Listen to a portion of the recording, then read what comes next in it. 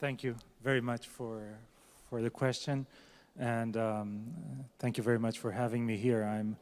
As was mentioned at the beginning, I'm a physician trained in infectious diseases as a doctor and the head of public health at my university and an MP in Portugal. But most importantly, I'm here as the founding president of UNITE, which is a global network of parliamentarians committed to ending infectious diseases as a global health threat.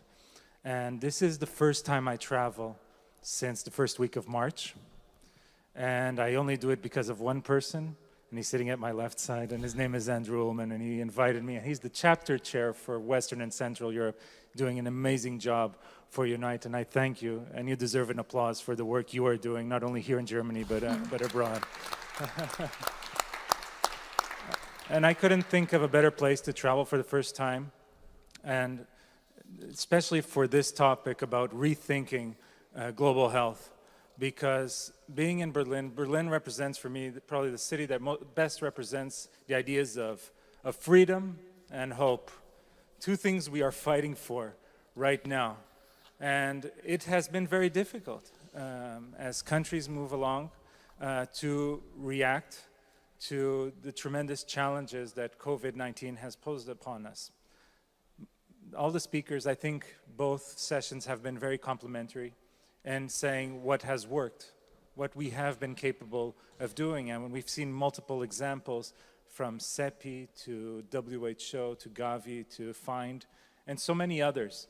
And also at the national level, we're seeing governments trying to allocate resources to make sure that we are corresponding to the needs of the people when it comes to COVID-19. And I think that out of all of the multiple regions around the world, in terms of multilateral responses, Europe has actually been one of the best, being capable of joining forces when it was needed at the beginning to fundraise for vaccine development, or being capable of having stimulus packages for the economic front.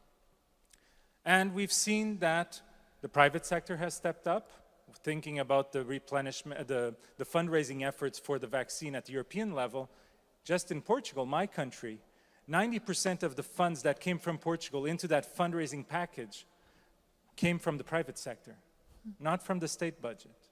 And that shows how civil society came together because we were in a time of need and we are all in the same fight. But the most important reaction came from the ground, from the people. In my country, people stood up and were able to react before the government. When we started to see what was happening, the people decided to say, we need to stay home because clearly we are in the face of a major risk, a major threat. And that led then the government to react. And we saw examples of tremendous solidarity across the world, people trying to support those in most vulnerable situations, living in senior homes, the elderly, people living with chronic conditions. And we saw that also lead to the development of community-based organizations, informal movements, volunteers doing shopping for their neighbors. And I believe that this sense of solidarity is something at this level, at this global scale, is something quite rare. And it is something that we should build on moving forward. But I think we also need to see what didn't work. And I have to agree with what Andrew Ullman said in the first panel. We are dealing with a crisis we shouldn't be dealing with in the first place. We failed to identify and to contain this threat. And now we are reacting. Many blame WHO. WHO has a budget that represents 20% of the Portuguese health system budget. It represents less than 20% of the CDC budget, which is responsible for public health just in the US. We cannot expect an organization with $2 billion US dollars as a budget to do everything that everyone is expecting it to do. What this has shown is that many politicians around the world have no idea what the mandate of WHO is. We need to understand that WHO is a technical body and a diplomatic body. And over 70 years has done a fascinating job doing exactly that. fighting infectious diseases, and making sure that we are capable to be safer in this world. The thing is, moving forward, it is not enough. And it is something that many people at WHO had said for many years, and so many other organizations in the global health field, a field that now people understand exists. But what people need to understand is it is not enough to acknowledge the existence of global health. We need to acknowledge global health as a prerequisite for sustainable development and economic growth. If we fail to provide the safety to our people, and as representatives, as parliamentarians, we have the obligation to ensure so. If we fail to provide the safety, which includes global health, without being able to provide the well-being to our people, we will not be able to provide economic growth, and that economic growth will not trickle down to the people. And so the question is, what to do next? And I believe that what we've seen is countries reacting in the wrong way, even the best, because we're all reacting as if we were islands surrounded by sea. And the truth is, the only places where the island approach has worked is on islands. Everywhere else, we are seeing second waves, and if a new vaccine doesn't come along, we'll see a third wave, because this is a highly transmissible, deadly virus. No doubt about it. The evidence is clear, and it has economic challenges aligned with it, and social challenges, because you can have heads of state saying, we will not close schools. We will keep the economy running no matter what. But what they forget is that the people take their health and their life very seriously. And if you have a huge wave coming along, you can keep your coffee shops open and your restaurants open and your schools open. The coffee shops will not have clients, the schools will not have students, and people will not be getting on planes to fly around. So if we want the economy to work, we better solve the global health issue underlying. And to do that, we need to understand that we need more than a technical and diplomatic body, which I say once again, WHO does a fine job and should be reinforced in terms of funding to do.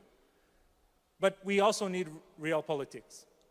And to do that, I do not believe that creating a global body where everybody chips in will solve the problem, because most countries have shown they're not willing to do that. Because as parliamentarians, many times our own constituents are saying, for me, for example, being here in Berlin, what are you doing? Fighting for other countries. You should be focusing on your own country. Or you should even be focusing on your own town. Forget about the rest. But we as politicians have the obligation to show this is a non-border threat. And if we do not solve it globally, we will not solve the underlying issue. And this will hit my town as severely as it hits any other town across Europe and across the world.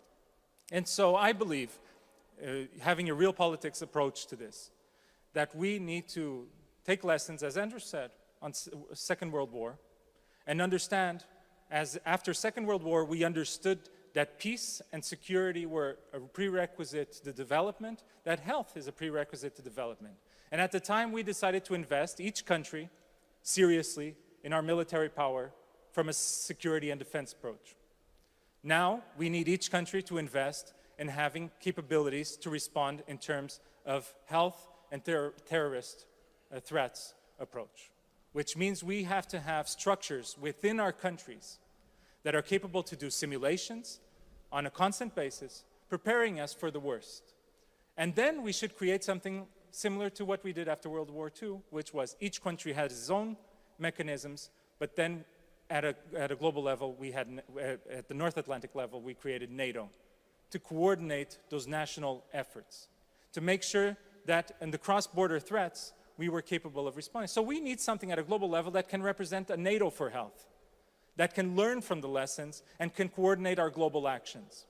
If we are capable of doing this, aligned with diplomatic and technical pillars of WHO and the UN structure, aligned with all of these different organizations that have been created throughout the years, based in Geneva and elsewhere, we will be capable not only to identify threats earlier, but most importantly to contain them and to make sure that we keep our people safe.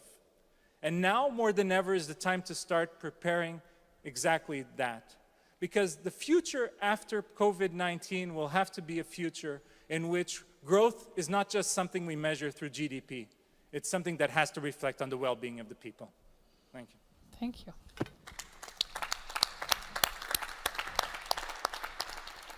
Thank you very much. I think you perfectly hit the topic and the title of the conference, Rethinking Global Health. Thank you very much.